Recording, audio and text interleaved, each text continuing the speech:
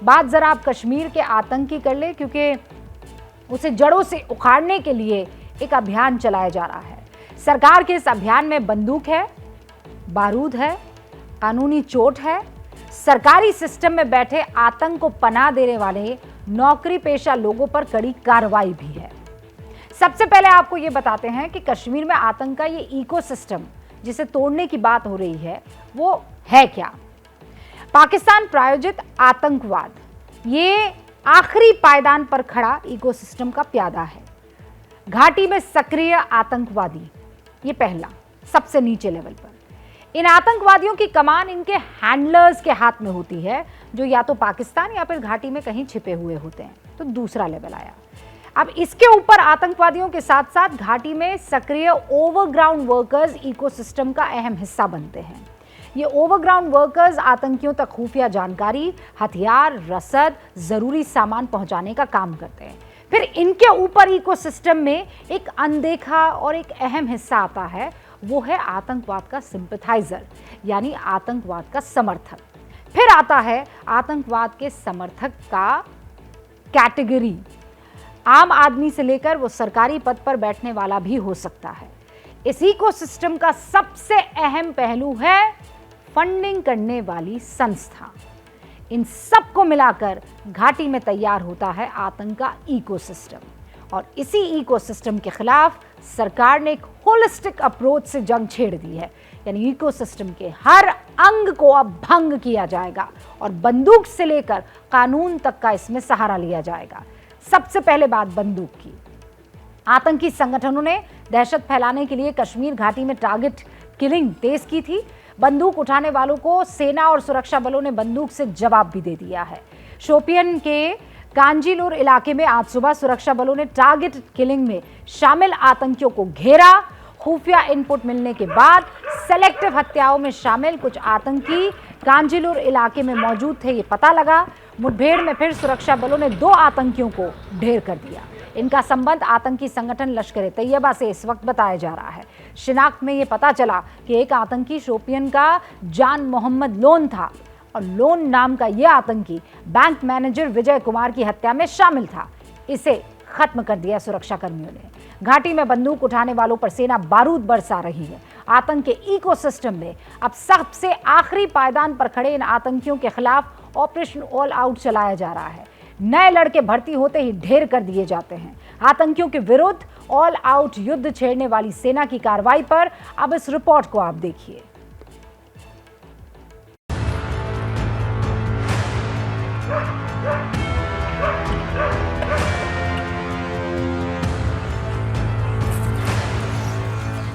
ये कश्मीर में आतंक के विरुद्ध छेड़े गए युद्ध में सेना का विजयी भाव है। हाथ उठाकर मुस्कुराकर ये सैनिक कह रहे हैं कि कश्मीर में बंदूक उठाने वालों का अंजाम मौत ही होगा।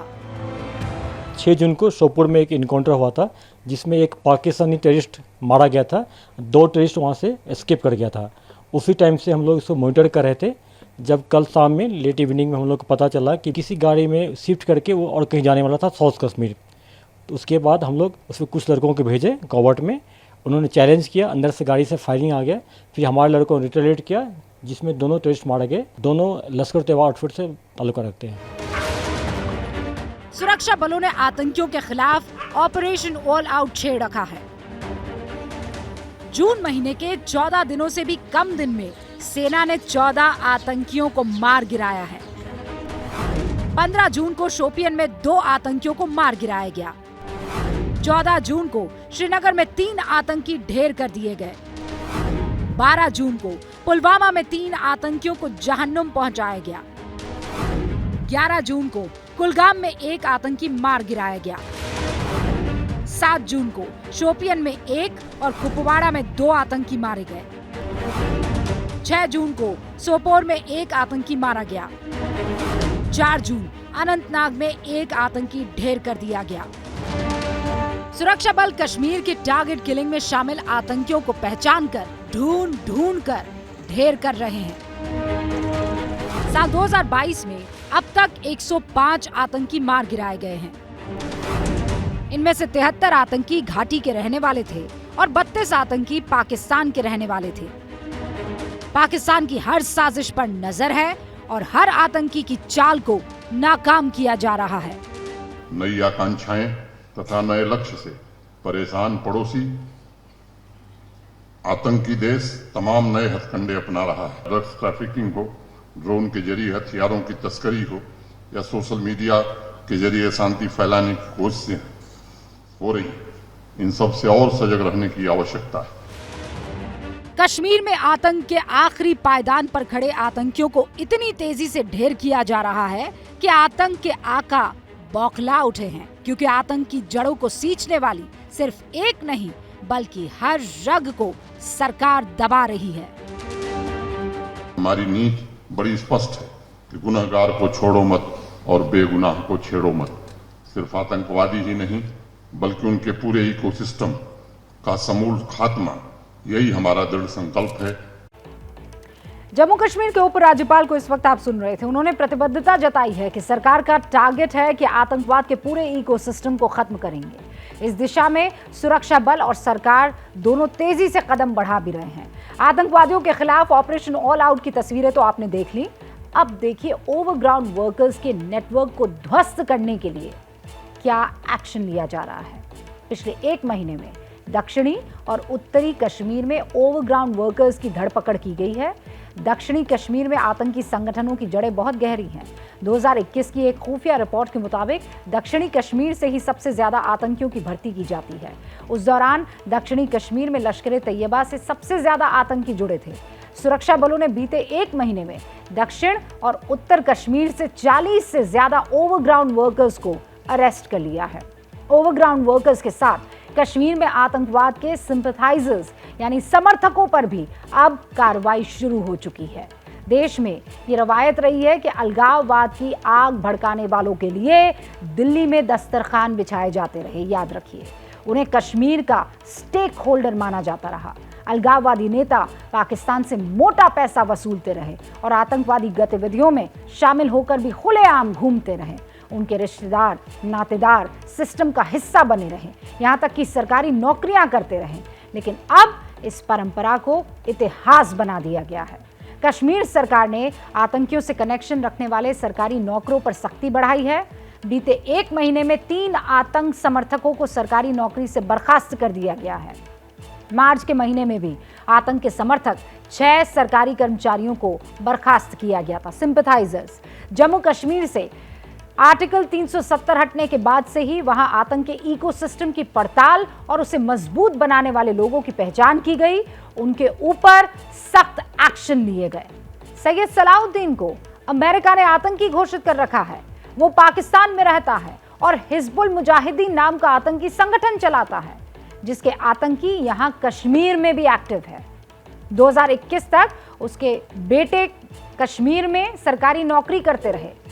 जुलाई 2021 में जम्मू कश्मीर सरकार ने सलाउद्दीन के दोनों बेटों यानी सैयद शकील अहमद और शादिर यूसुफ को नौकरी से निकाला। 2021 में आतंक के इकोसिस्टम को ध्वस्त करने के लिए NIA यानी राष्ट्रीय जांच एजेंसी और SIA यानी कश्मीर की राज्य जांच एजेंसी, दोनों ने मिलकर कश्मीर में आतंक को फंड मुहैया कराने वालों पर भी प्रहार को तेज कर दिया है।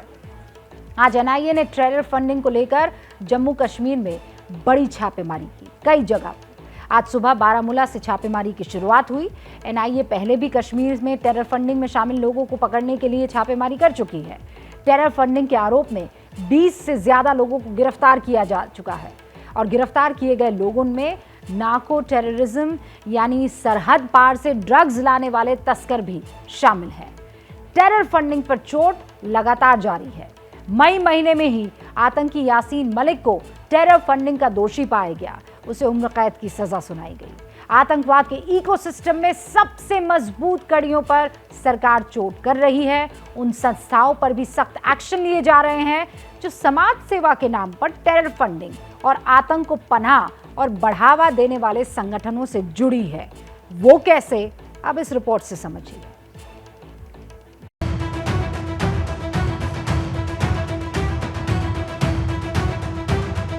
80 के दशक के अंत से कश्मीर में आतंकवाद ने सिर उठाना शुरू किया और उसका नारा था आजादी।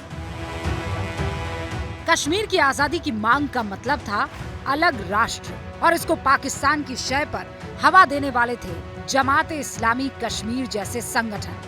फरवरी 2018 में सरकार ने जमातुल इस्लामी कश्मीर पर बैन लगा दिया और 15 जून को राज्य सरकार ने उनसे जुड़ी संस्था फलाए आम ट्रस्ट के स्कूलों पर बैन लगा दिया था।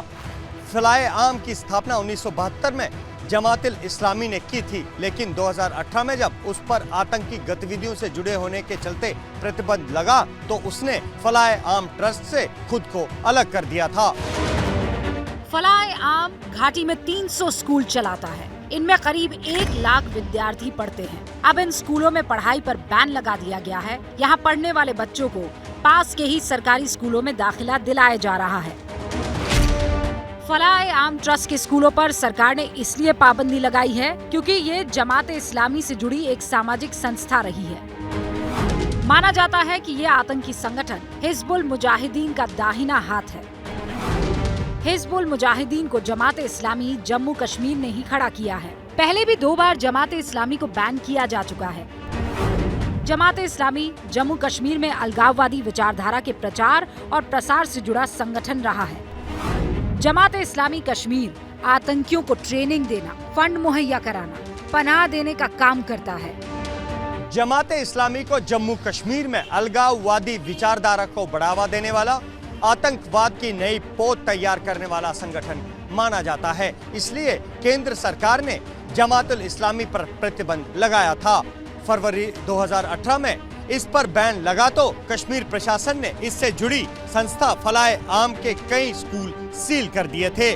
बाद में सरकार ने साफ किया था कि स्कूलों पर बैन नहीं लगाया गया है।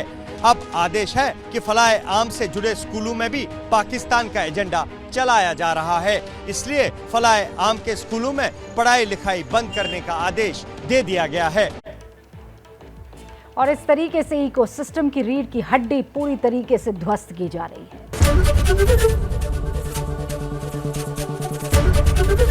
एबीपी न्यूज आपको रखे आगे।